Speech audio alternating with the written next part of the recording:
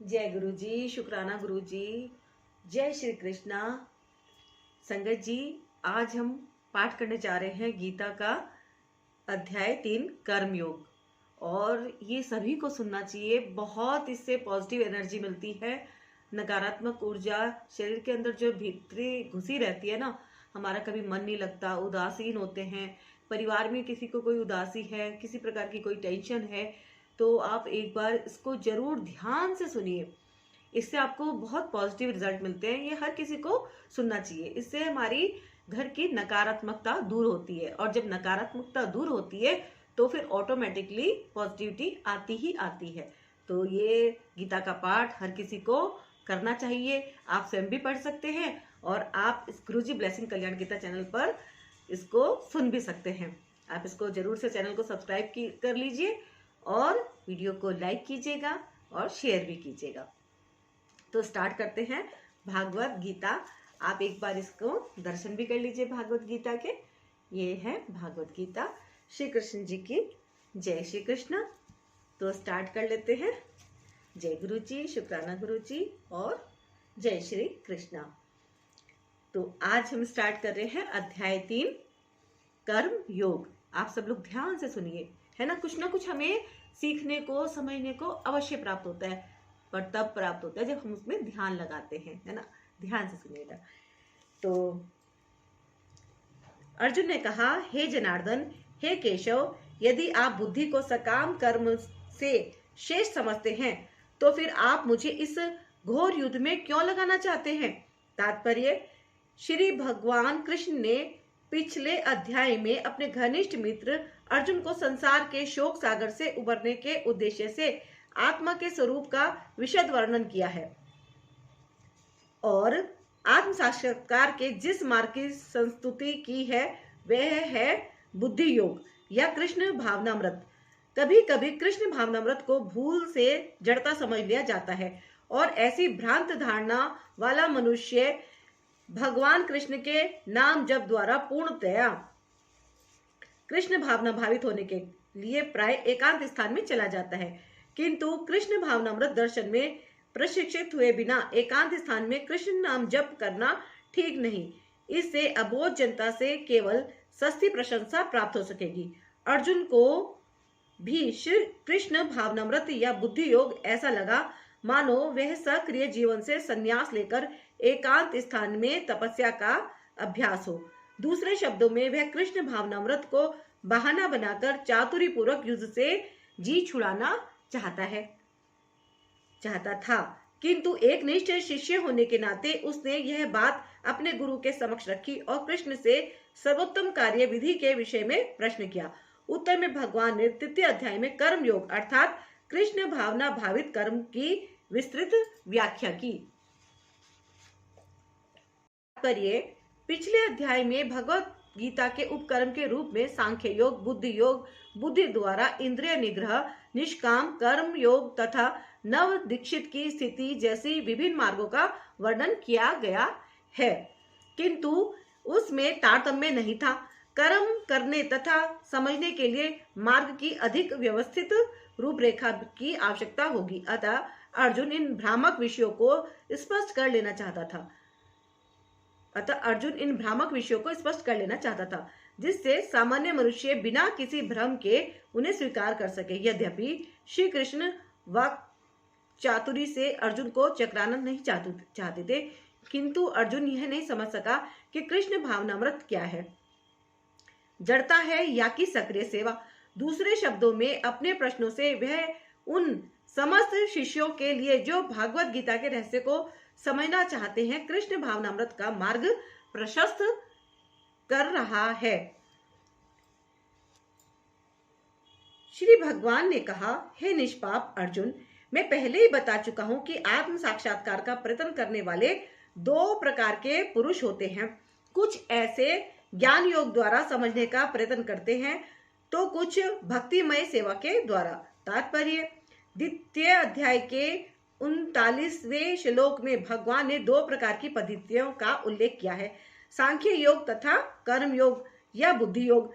इस श्लोक में इनकी और अधिक स्पष्ट विवेचना की गई है। सांख्य योग अथवा आत्मा तथा पदार्थ की प्रकृति का वैश्लेषिक अध्ययन उन लोगों के लिए है जो व्यवहारिक ज्ञान तथा दर्शन द्वारा वस्तुओं का चिंतन एवं मनन करना चाहते हैं। दूसरे प्रकार के लोग कृष्ण भावनामृत में कार्य करते हैं, जैसा कि द्वितीय अध्याय के 61वें श्लोक में बताया गया है। 39वें श्लोक में भी भगवान ने बताया है कि बुद्धि योग या कृष्ण भावनामृत के सिद्धांतों पर चलते हुए मनुष्य कर्म के बंधनों से छूट सकता है तथा इस पद्धति में कोई दोष नहीं है। 61वें श्लोक में इसी सिद्धांत को और अधिक स्पष्ट किया गया है कि बुद्धि योग पूर्णतया परब्रह्म विशेषतया कृष्ण पर आश्रित है और इस प्रकार से समस्त इंद्रियों को सरलता से वश में किया जा सकता है।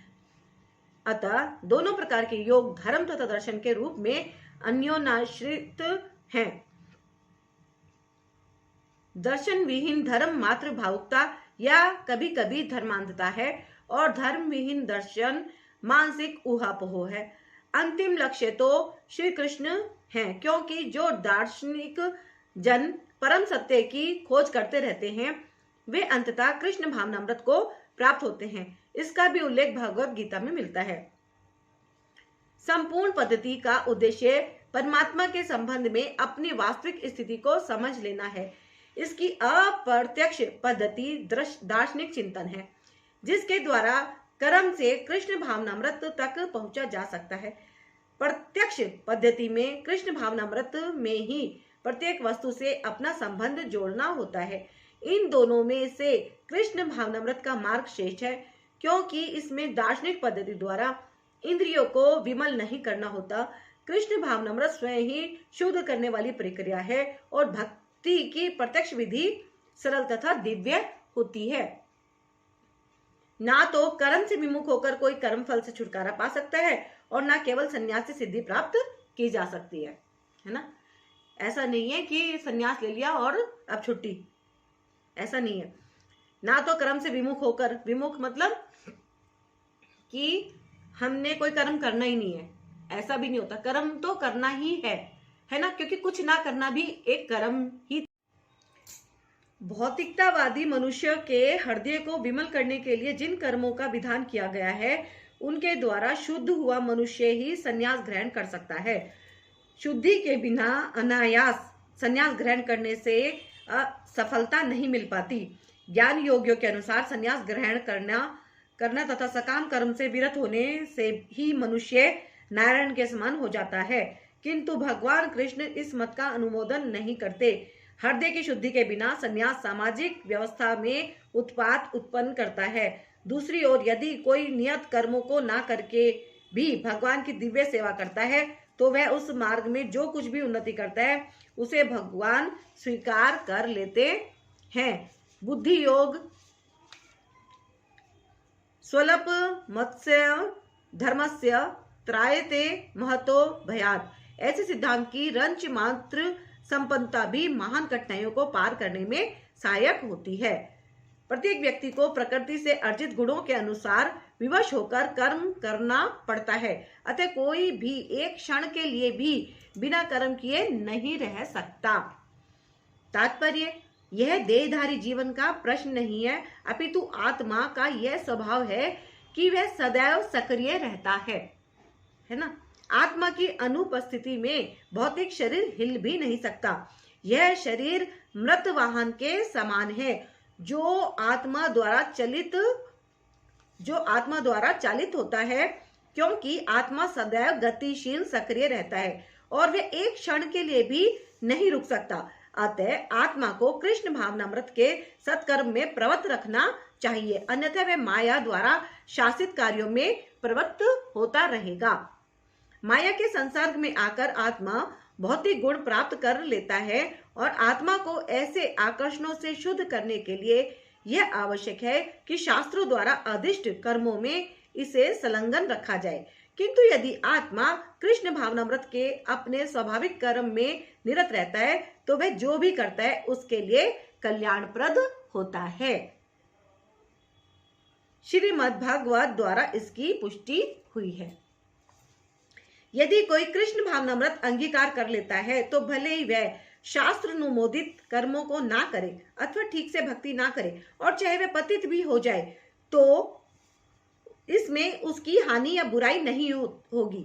किंतु यदि वह शास्त्र अनुमोदित सारे कार्य करे और कृष्ण भावना भावित ना हो तो ये सारे कार्य उसके किस लाभ के हैं।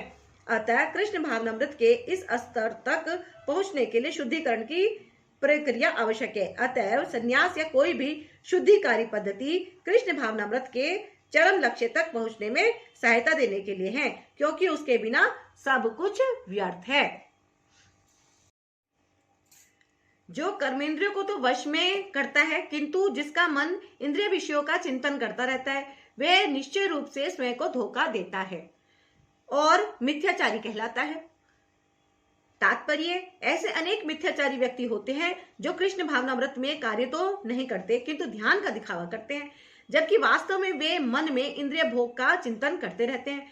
ऐसे लोग अपने अबोध शिष्यों को बहकाने के लिए शुष्क दर्शन के विषय में भी व्याख्यान दे सकते हैं, किंतु इस श्लोक के अनुसार वे सबसे बड़े धूर्त हैं। इंद्रिय सुख के लिए किसी भी आश्रम में रहकर कर्म किया जा सकता है, किंतु यदि उस विशिष्ट पद का उपयोग विधि विधानों के पालन में किया जाए तो व्यक्ति की क्रमश आत्मशुद्धि हो सकती है। किंतु जो अपने को योगी बताते हुए इंद्रिय तृप्ति के विषयों की खोज में लगा रहता है, वह सबसे बड़ा धूर्त है। भले ही वह कभी कभी दर्शन का उपदेश क्यों न दे, उसका ज्ञान व्यर्थ है, क्योंकि ऐसे पापी पुरुष के ज्ञान के सारे फल भगवान की माया द्वारा हर लिए जाते हैं। ऐसे धूर्त का चित्त सदैव अशुद्ध रहता है, अतएव उसके यौगिक ध्यान का कोई अर्थ नहीं होता। दूसरी ओर यदि कोई निष्ठावान व्यक्ति अपने मन के द्वारा कर्मेंद्रियों को वश में करने का प्रयत्न करता है और बिना किसी आसक्ति के कर्म योग कृष्ण भावनामृत में प्रारंभ करता है तो वह अति उत्कृष्ट है। तात्पर्य, लंपट जीवन और इंद्रिय सुख के लिए क्षय योगी का मिथ्या वेश धारण करने की अपेक्षा अपने कर्म में लगे रहकर जीवन लक्ष्य को, जो भवबंधन से मुक्त होकर भगवत धाम को जाना है, प्राप्त करने के लिए कर्म करते रहना अधिक श्रेष्ठकर है। प्रमुख स्वार्थ गति तो विष्णु के पास जाना है। प्रमुख स्वार्थ क्या है? प्रमुख स्वार्थ गति तो विष्णु के पास जाना है। संपूर्ण वर्णाश्रम धर्म का उद्देश्य इसी जीवन लक्ष्य की प्राप्ति है। एक गृहस्थ भी कृष्ण भावनामृत में नियमित सेवा करके इस लक्ष्य तक पहुंच सकता है। आत्म साक्षात्कार के लिए मनुष्य शास्त्रानुमोदित संयमित जीवन बिता सकता है और अनासक्त भाव से अपना कार्य करता रह सकता है। इस प्रकार वह प्रगति कर सकता है। जो निष्ठावान व्यक्ति इस विधि का पालन करता है वह उस पाखंडी धूर्त से कहीं श्रेष्ठ है जो अबोध जनता को ठगने के लिए दिखावटी आध्यात्मिकता का जामा धारण करता है। जीविका के लिए ध्यान धरने वाले प्रवंचक ध्यानी की अपेक्षा सड़क पर झाड़ू लगाने वाला निष्ठावान व्यक्ति कहीं अच्छा है। अपना नियत कर्म करो, क्योंकि कर्म ना करने की अपेक्षा कर्म करना श्रेष्ठ है। कर्म के बिना तो शरीर निर्वाह भी नहीं हो सकता। ऐसे अनेक क्षय ध्यानी हैं जो अपने आप को उच्च कुलीन बताते हैं तथा ऐसे बड़े बड़े व्यवसायी व्यक्ति हैं जो झूठा दिखावा करते हैं कि आध्यात्मिक जीवन में प्रगति करने के लिए उन्होंने सर्वस्व त्याग दिया है। श्री कृष्ण यह नहीं चाहते थे कि अर्जुन मिथ्याचारी बने, अपितु वे चाहते थे कि अर्जुन क्षत्रियों के लिए निर्दिष्ट धर्म का पालन करे। अर्जुन गृहस्थ था और एक सेनानायक था, अतः उसके लिए श्रेष्ठकर था कि वह उसी रूप में गृहस्थ क्षत्रिय के लिए निर्दिष्ट धार्मिक कर्तव्यों का पालन करे। ऐसे कार्यों से संसारी मनुष्य का हृदय क्रमश विमल हो जाता है और वह भौतिक कल्मश से मुक्त हो जाता है। देह निर्वाह के लिए किए गए तथा कथित त्याग संन्यास का अनुमोदन ना तो भगवान करते हैं और ना कोई धर्मशास्त्र ही। आखिर देह निर्वाह के लिए कुछ ना कुछ करना होता है। भौतिकतावादी वासनाओं की शुद्धि के बिना कर्म का मनमाने ढंग से त्याग करना ठीक नहीं। इस जगत का प्रत्येक व्यक्ति निश्चय ही प्रकृति का प्रभुत्व जताने के लिए अर्थात इंद्र तृप्ति के लिए मलिन प्रवृत्ति से ग्रस्त रहता है। ऐसी दूषित प्रवृत्तियों को शुद्ध करने की आवश्यकता है। नियत कर्मों द्वारा ऐसा किए बिना मनुष्य को चाहिए कि तथाकथित आध्यात्मवादी योगी बनने तथा सारा काम छोड़कर अन्यों पर जीवित रहने का प्रयास ना करे। श्री विष्णु के लिए यज्ञ रूप में कर्म करना चाहिए, अन्यथा कर्म के द्वारा इस भौतिक जगत में बंधन उत्पन्न होता है। अतः हे कुंती पुत्र, उनकी प्रसन्नता के लिए अपने नियत कर्म करो, इस तरह तुम बंधन से सदा मुक्त रहोगे। तात्पर्य, चूंकि मनुष्य को शरीर के निर्वाह के लिए भी कर्म करना होता है, अतः विशिष्ट सामाजिक स्थिति तथा गुण को ध्यान में रखकर नियत कर्म इस तरह बनाए गए हैं कि उस उद्देश्य की पूर्ति हो सके। यज्ञ का अर्थ भगवान विष्णु है। सारे यज्ञ भगवान विष्णु की प्रसन्नता के लिए हैं। वेदों का आदेश है, यज्ञो वे विष्णु। दूसरे शब्दों में, चाहे कोई निर्दिष्ट यज्ञ संपन्न करे या प्रत्यक्ष रूप से भगवान विष्णु की सेवा करे, दोनों से एक ही प्रयोजन सिद्ध होता है। अतः जैसा कि इस श्लोक में संस्तुत किया गया है, कृष्ण भावनामृत यज्ञ ही है। वर्णाश्रम धर्म का भी उद्देश्य भगवान विष्णु को प्रसन्न करना है। वर्णाश्रमाचारवता पुरुषेण पर पुमान विष्णु राध्यते। अतः भगवान विष्णु की प्रसन्नता के लिए कर्म करना चाहिए। इस जगत में किया जाने वाला अन्य कोई कर्म बंधन का कारण होगा, क्योंकि अच्छे तथा बुरे कर्मों के फल होते हैं और कोई भी फल कर्म करने वाले को बांध लेता है। अतः कृष्ण विष्णु को प्रसन्न करने के लिए कृष्ण भावना भावित होना होगा, और जब कोई ऐसा कर्म करता है तो वह मुक्त दशा को प्राप्त रहता है। यही महान कर्म कौशल है और प्रारंभ में इस विधि में अत्यंत कुशल मार्गदर्शन की आवश्यकता होती है। अतः भगवत भक्त के निर्देशन में या साक्षात भगवान कृष्ण के प्रत्यक्ष आदेश के अंतर्गत जिनके अधीन अर्जुन को कर्म करने का अवसर मिला था, मनुष्य को परिश्रम पूर्वक कर्म करना चाहिए। इंद्रिय तृप्ति के लिए कुछ भी नहीं किया जाना चाहिए, अपितु हर कार्य कृष्ण की प्रसन्नता तुष्टि के लिए होना चाहिए। इस विधि से न केवल कर्म के बंधन से बचा जा सकता है, अपितु इससे मनुष्य को क्रमश भगवान की वह प्रेमा भक्ति प्राप्त हो सकेगी जो भगवत धाम को ले जाने वाली है। सृष्टि के प्रारंभ में समस्त प्राणियों के स्वामी प्रजापति ने विष्णु के लिए यज्ञ सहित मनुष्यों तथा देवताओं की संततियों को रचा और उनसे कहा, तुम इस यज्ञ से सुखी रहो, क्योंकि इसके करने से तुम्हें सुखपूर्वक रहने तथा मुक्ति प्राप्त करने के लिए समस्त वांछित वस्तुएं प्राप्त हो सकेंगी। तात्पर्य, प्राणियों के स्वामी विष्णु द्वारा भौतिक सृष्टि की रचना बुद्ध जीवों के लिए भगवत धाम वापस जाने का सुअवसर है। इस सृष्टि के सारे जीव प्रकृति द्वारा बद्ध हैं, क्योंकि उन्होंने श्री भगवान विष्णु या कृष्ण के साथ अपने संबंध को भुला दिया है। इस शाश्वत संबंध को समझने में वैदिक नियम हमारी सहायता के लिए हैं। जैसा कि भगवत गीता में कहा गया है, वैद्वेष स्वरमेव वेद्य। भगवान का कथन है कि वेदों का उद्देश्य मुझे समझना है। वैदिक संस्कृतियों में कहा गया है, पति विश्वस्यात्मेश्वरम। अतः जीवों के स्वामी प्रजापति श्री भगवान विष्णु है। श्रीमद् भागवत में भी श्री शुकदेव गोस्वामी ने भगवान को अनेक रूपों में पति कहा है। प्रजापति तो भगवान विष्णु हैं और वे समस्त प्राणियों के, समस्त लोकों के तथा सुंदरता के स्वामी पति हैं और हर एक के त्राता हैं। भगवान ने इस भौतिक जगत को इसलिए रचा है कि बद्ध जीव यह सीख सके कि विष्णु को प्रसन्न करने के लिए किस प्रकार यज्ञ करें, जिससे वे इस जगत में चिंता रहित होकर सुखपूर्वक रह सकें तथा इस भौतिक देह का अंत होने पर भगवत धाम को जा सके। बद्ध जीव के लिए ही यह संपूर्ण कार्यक्रम है। यज्ञ करने से बद्ध जीव क्रमश कृष्ण भावना भावित होते हैं और सभी प्रकार से देव तुल्य बनते हैं। कलयुग में वैदिक शास्त्रों ने सकीर्तन यज्ञ भगवान के नामों का कीर्तन का विधान किया है और इस दिव्य विधि का प्रवर्तन चैतन्य महाप्रभु द्वारा इस युग के समस्त लोगों के उद्धार के लिए किया गया। संकीर्तन यज्ञ तथा कृष्ण भावनामृत में अच्छा तालमेल है।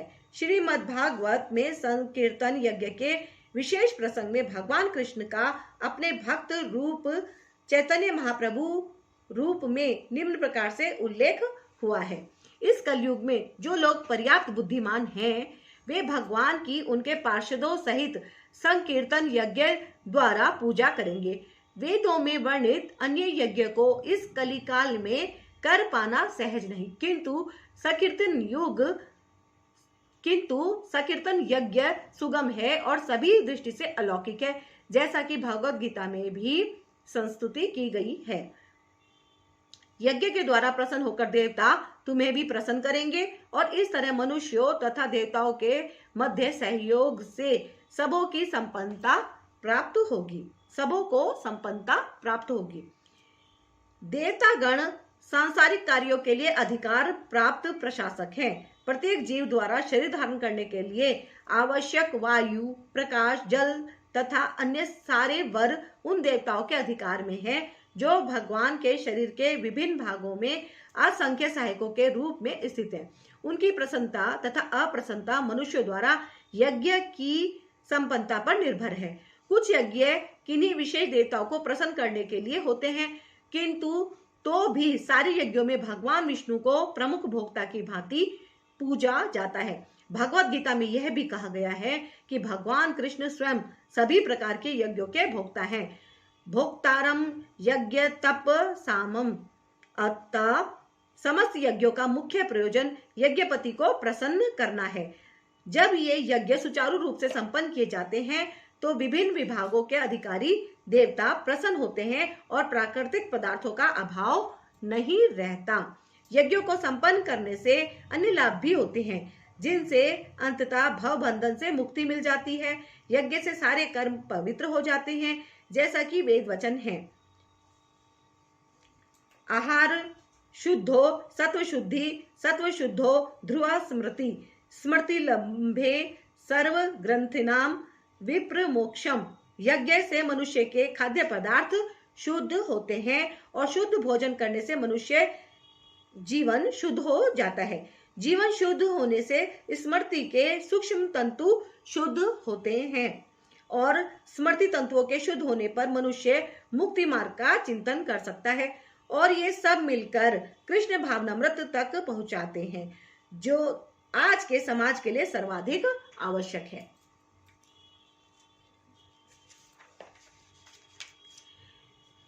जीवन की विभिन्न आवश्यकताओं की पूर्ति करने वाले विभिन्न देवता यज्ञ संपन्न होने पर प्रसन्न होकर तुम्हारी सारी आवश्यकताओं की पूर्ति करेंगे, किंतु जो इन उपहारों को देवताओं को अर्पित किए बिना भोगता है वह निश्चित रूप से चोर है। तात्पर्य, देवतागण भगवान विष्णु द्वारा भोग्य सामग्री प्रदान करने के लिए अधिकृत किए गए हैं, अतः नियत यज्ञों द्वारा उन्हें अवश्य संतुष्ट करना चाहिए। वेदों में विभिन्न देवताओं के लिए भिन्न भिन्न प्रकार के यज्ञों की संस्तुति है, किंतु वे सब अंततः भगवान को ही अर्पित किए जाते हैं। किंतु जो यह नहीं समझ सकता कि भगवान क्या है, उसके लिए देव यज्ञ का विधान है। अनुष्ठानकर्ता के भौतिक गुणों के अनुसार वेदों में विभिन्न प्रकार के यज्ञों का विधान है। विभिन्न देवताओं की पूजा भी उसी आधार पर अर्थात गुणों के अनुसार की जाती है। उदाहरणतः मांसाहारियों को देवी काली की पूजा करने के लिए कहा जाता है, जो भौतिक प्रकृति की घोर रूपा है, और देवी के समक्ष पशु बलि का आदेश है, किंतु जो सतोगुणी हैं उनके लिए विष्णु की दिव्य पूजा बताई जाती है।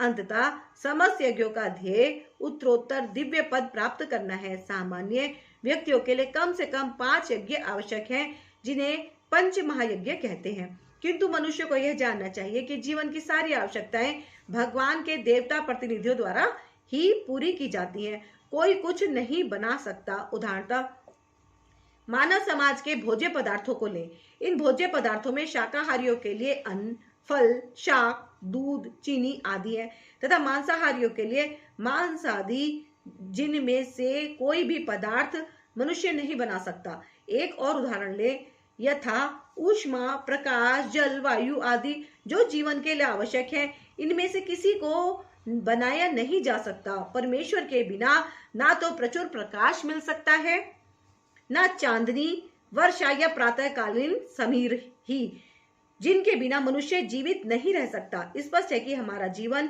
भगवान द्वारा प्रदत्त वस्तुओं पर आश्रित है। यहाँ तक कि हमें अपने उत्पादन उद्यमों के लिए अनेक कच्चे मालों की आवश्यकता होती है, यथा धातु, गंधक, पारद, मैग्नीज तथा अन्य अनेक आवश्यक वस्तुएं, जिनकी पूर्ति भगवान के प्रतिनिधि इस उद्देश्य से करते हैं कि हम इनका समुचित उपयोग करके आत्म साक्षात्कार के लिए अपने आप को स्वस्थ एवं पुष्ट बनाएं, जिससे जीवन का चरम लक्ष्य अर्थात भौतिक जीवन संघर्ष से मुक्ति प्राप्त हो सके। यज्ञ संपन्न करने से मानव जीवन का यह लक्ष्य प्राप्त हो जाता है। यदि हम जीवन उद्देश्य को भूलकर भगवान के प्रतिनिधियों से अपनी इंद्रिय तृप्ति के लिए वस्तुएं लेते रहेंगे और इस संसार में अधिकाधिक फंसते जाएंगे, जो कि सृष्टि का उद्देश्य नहीं है, तो निश्चय ही हम चोर हैं और इस तरह हम प्रकृति के नियमों द्वारा दंडित होंगे। चोरों का समाज कभी सुखी नहीं रह सकता, क्योंकि उनका कोई जीवन लक्ष्य नहीं होता। भौतिकवादी चोरों का कभी कोई जीवन लक्ष्य नहीं होता। उन्हें तो केवल इंद्रिय तृप्ति की चिंता रहती है। वे नहीं जानते कि यज्ञ किस तरह किए जाते हैं, किंतु चैतन्य महाप्रभु ने यज्ञ संपन्न करने की सरलतम विधि का प्रवर्तन किया। यह है संकीर्तन यज्ञ, जो संसार के किसी भी व्यक्ति द्वारा जो कृष्ण भावनामृत के सिद्धांतों को अंगीकार करता है संपन्न किया जा सकता है। भगवान के भक्त सभी प्रकार के पापों से मुक्त हो जाते हैं, क्योंकि वे यज्ञ में अर्पित किए भोजन प्रसाद को ही खाते हैं। अन्य लोग जो अपने इंद्रिय सुख के लिए भोजन बनाते हैं, वे निश्चय रूप से पाप खाते हैं। भगवत भक्तों या कृष्ण भावना भावित पुरुषों को संत कहा जाता है। वे सदैव भगवत प्रेम में निमग्न रहते हैं, जैसा कि ब्रह्म संहिता में कहा गया है। प्रेमांजन चूरित भक्ति विलोचनेन संत सदैव हृदयेषु विलोकयन्ति। संत गण श्री भगवान गोविंद समस्त आनंद के दाता या मुकुंद मुक्ति के दाता या कृष्ण सबों को आकृष्ट करने वाले पुरुष के प्रगाढ़ प्रेम में मग्न रहने के कारण कोई भी वस्तु परम पुरुष को अर्पित किए बिना ग्रहण नहीं करते।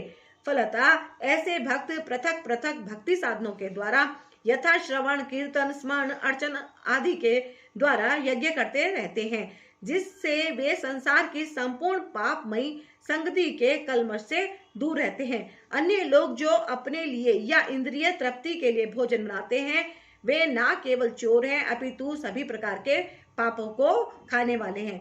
जो व्यक्ति चोर तथा पापी दोनों हो, भला वह किस तरह सुखी रह सकता है? यह संभव नहीं। अतः सभी प्रकार से सुखी रहने के लिए मनुष्य को पूर्ण कृष्ण भावनामृत में संकीर्तन यज्ञ करने की सरल विधि बताई जानी चाहिए, अन्यथा संसार में शांति या सुख नहीं हो सकता।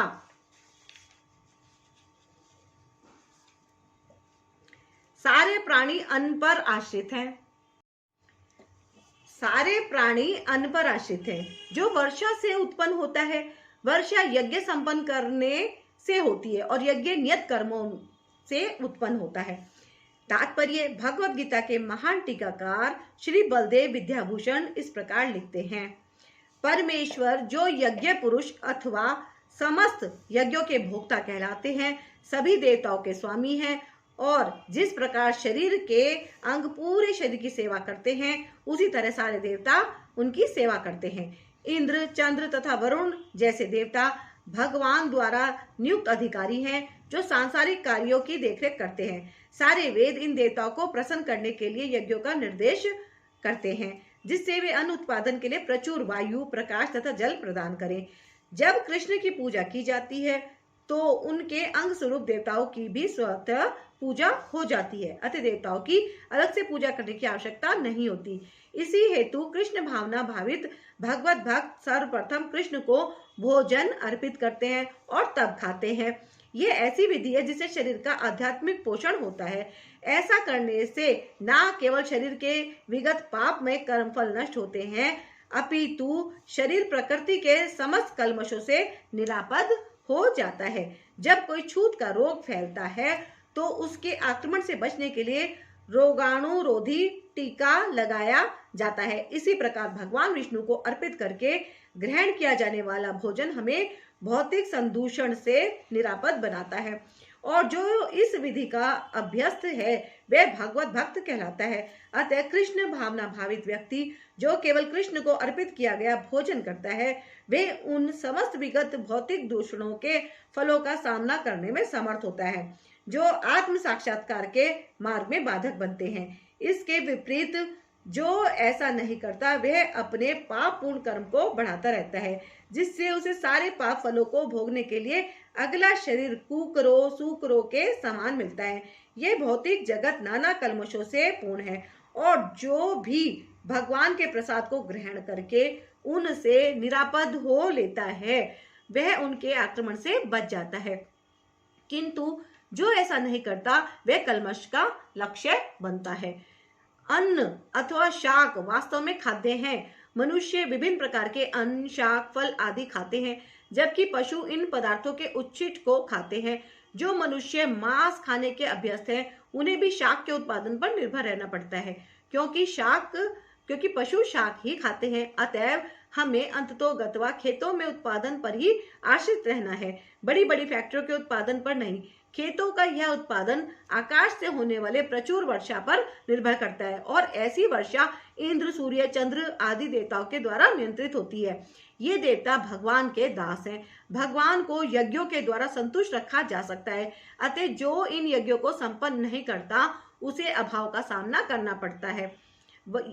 यही प्रकृति का नियम है। अतः भोजन के अभाव से बचने के लिए यज्ञ, और विशेष रूप से इस युग के लिए संस्तुत संकीर्तन यज्ञ संपन्न करना चाहिए। वेदों में नियमित कर्मों का विधान है, और ये वेद साक्षात श्री भगवान पर ब्रह्म से प्रकट हुए हैं। फलतः सर्वव्यापी ब्रह्म यज्ञ कर्मों में सदा स्थित रहता है। तात्पर्य, इस श्लोक में यज्ञार्थ कर्म अर्थात कृष्ण को प्रसन्न करने के लिए कर्म की ही आवश्यकता को भली भांति विवेचित किया गया है। यदि हमें यज्ञ पुरुष विष्णु के परितोष के लिए कर्म करना है, तो हमें ब्रह्म या दिव्य वेदों से कर्म की दिशा प्राप्त करनी होगी। अतः सारे वेद कर्मादेशों की संहिताएं हैं। वेदों के निर्देश के बिना किया गया कोई भी कर्म विकर्म या अवैध अथवा पाप पूर्ण कर्म कहलाता है। अतः कर्म फल से बचने के लिए सदैव वेदों से निर्देश प्राप्त करना चाहिए। जिस प्रकार सामान्य जीवन में राज्य के निर्देश के अंतर्गत कार्य करना होता है, उसी प्रकार भगवान के परम राज्य के निर्देशन में कार्य करना चाहिए। वेदों में ऐसे निर्देश भगवान के श्वास से प्रत्यक्ष प्रकट होते हैं।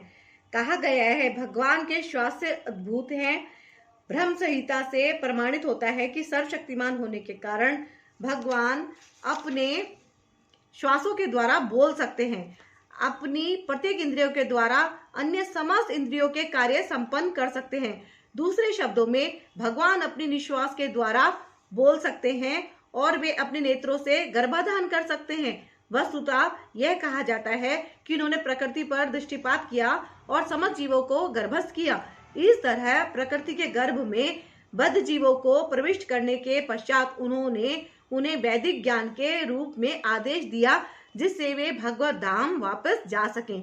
हमें यह सदैव स्मरण रखना चाहिए कि प्रकृति में सारे बद्ध जीव भौतिक भोग के लिए इच्छुक रहते हैं, किंतु वैदिक आदेश इस प्रकार बनाए गए हैं कि मनुष्य अपनी विकृत इच्छाओं की पूर्ति कर सकता है और तथाकथित सुख भोग पूरा करके भगवान के पास लौट सकता है। बद्ध जीवों के लिए एक मुक्ति प्राप्त करने का यह सुनहरा अवसर होता है। अतः उन्हें चाहिए कि कृष्ण भावना भावित होकर यज्ञ विधि का पालन करें। यहाँ तक कि जो वैदिक आदेशों का पालन नहीं करते, वे भी कृष्ण भावनामृत के सिद्धांतों को ग्रहण कर सकते हैं, जिससे वैदिक यज्ञों या कर्मों की पूर्ति हो जाएगी। हे प्रिय अर्जुन, जो मानव जीवन में इस प्रकार वेदों द्वारा स्थापित यज्ञ चक्र का पालन नहीं करता, वे निश्चय ही पापमय जीवन व्यतीत करता है। ऐसा व्यक्ति केवल इंद्रियों की तुष्टि के लिए व्यर्थ ही जीवित रहता है। तात्पर्य, इस श्लोक में भगवान ने कठोर परिश्रम करो और इंद्रिय तृप्ति का आनंद लो, इस सांसारिक विचारधारा का तिरस्कार किया है। अतः जो लोग इस संसार में भोग करना चाहते हैं उन्हें उपयुक्त यज्ञ चक्र का अनुसरण करना परम आवश्यक है। जो ऐसे विधि विधानों का पालन नहीं करता, अधिकाधिक तिरस्कृत होने के कारण उसका जीवन अत्यंत संकटपूर्ण रहता है। प्रकृति के नियम अनुसार यह मानव शरीर विशेष रूप से आत्म साक्षात्कार के लिए मिला है, जिसे कर्म योग, ज्ञान योग या भक्ति योग में से किसी एक विधि से प्राप्त किया जा सकता है। इन योगियों के लिए यज्ञ संपन्न करने की कोई आवश्यकता नहीं रहती, क्योंकि ये पाप पुण्य से परे होते हैं। किंतु जो लोग इंद्रिय तृप्ति में जुटे हुए हैं उन्हें पूर्वोक्त यज्ञ चक्र के द्वारा शुद्धिकरण की आवश्यकता रहती है। कर्म के अनेक भेद होते हैं। जो लोग कृष्ण भावना भावित नहीं है वे निश्चय ही विषय परायण होते हैं, अतः उन्हें पुण्य कर्म करने की आवश्यकता होती है। यज्ञ पद्धति इस प्रकार सुनियोजित है कि विषयोन्मुख लोग विषयों के फल में फंसे बिना अपनी इच्छाओं की पूर्ति कर सकते हैं। संसार की संपन्नता हमारे प्रयासों पर नहीं अपितु परमेश्वर की पृष्ठभूमि योजना पर निर्भर है, जिसे देवता संपादित करते हैं। अतः वेदों में वर्णित देवताओं को लक्षित करके यज्ञ किए जाते हैं। अप्रत्यक्ष रूप में यह कृष्ण भावनामृत का ही अभ्यास रहता है, क्योंकि जब कोई इन यज्ञों में दक्षता प्राप्त कर लेता है तो वह अवश्य ही कृष्ण भावना भावित हो जाता है। किंतु यदि ऐसे यज्ञ करने से कोई कृष्ण भावना भावित नहीं हो पाता तो इसे कोरी आचार संहिता समझना चाहिए। अतः मनुष्य को चाहिए कि वे आचार संहिता तक ही अपनी प्रगति को सीमित ना करे, अपितु उसे पार करके कृष्ण भावनामृत को प्राप्त हो। जय श्री कृष्णा। जय गुरु जी, शुक्राना गुरु जी। तो आज के लिए इतना ही। अब नेक्स्ट करेंगे नेक्स्ट एपिसोड में। तो आपने इस वीडियो को अगर पूरा देखा है तो आपका बहुत बहुत धन्यवाद है। अगर आप इस चैनल पर पहली बार आए हैं तो इसे सब्सक्राइब अवश्य कर लीजिएगा, वीडियो को लाइक कीजिएगा और ज़्यादा से ज़्यादा लोगों में शेयर कीजिएगा। तो मिलती हूँ मैं आपसे नेक्स्ट वीडियो में। जय गुरु जी, शुक्राना गुरु जी। जय श्री कृष्ण।